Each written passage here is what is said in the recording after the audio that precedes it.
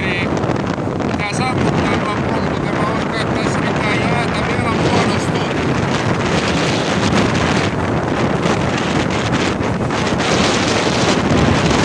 Ei ole vielä puita kaatunut kylläkään, että katsotaan jos se yltyy tässä vielä, niin yleensä täällä Vaskilman Hietasaaressa kyllä yleensä puita kaatuu.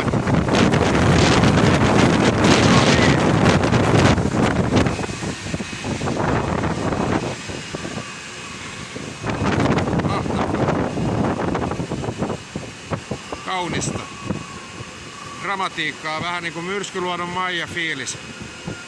No niin, nähdään. Morjes. Hyvää päivänjatkoa teille. Have a nice day.